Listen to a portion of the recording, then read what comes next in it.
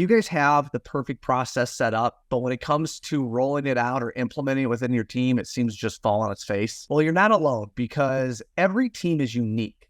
And as much as you want to mirror or maybe duplicate what your competition or some of the largest contractors in the United States are doing, it's a great idea, but it doesn't work because everybody is unique. Your team, your culture, and the adversity, the generations are all unique to your guys' area and a bunch of other variables. So don't be down on this. Don't feel bad. Just know that people are really the variable to any good process.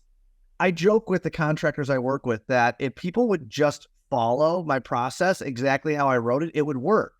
And I assume you can probably apply that to any part of your business. So you talk about accounting or accounts receivable, accounts payable, sales development, lead development, I mean, whatever it is, you guys can probably write a process.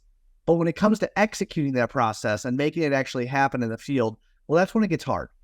So you really, first off, need to step back and you got to understand what's really going on in the business. I don't believe that people show up to screw up, but I do believe that they try to make the best decision based upon the information they have. And when someone doesn't have the information that they need or want in order to be successful, well, they fill it with stuff that they feel is right. And we got to be able to reward our employees for thinking on their own.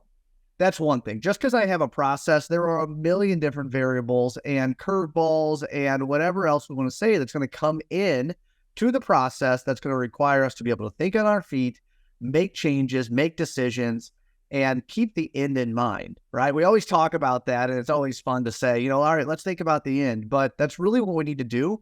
And we have to be able to trust our employees to be able to make those changes and those pivots.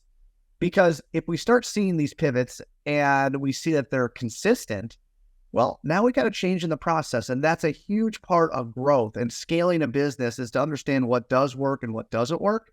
And again, sitting inside this chair, it's very easy to be able to write a process and say, hey guys, go do this.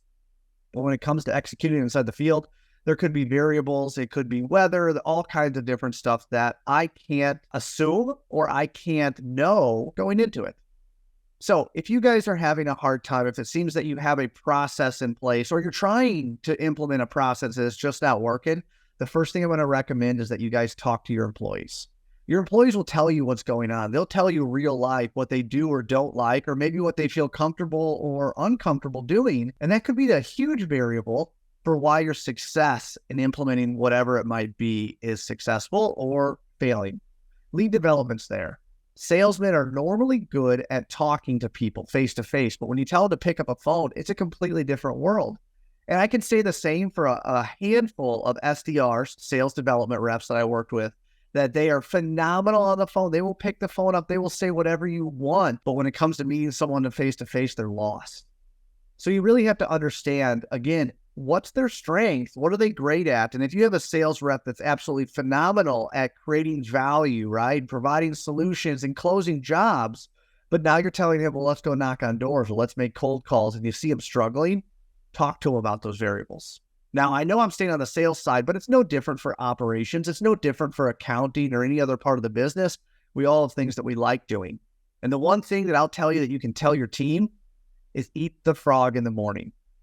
So think about that. Eat the frog in the morning, because there's not going to be anything worse than eating a frog in the morning. Whatever you hate doing, whatever your team hates doing, if it's cold calls, so be it. If it's whatever, eat the frog in the morning.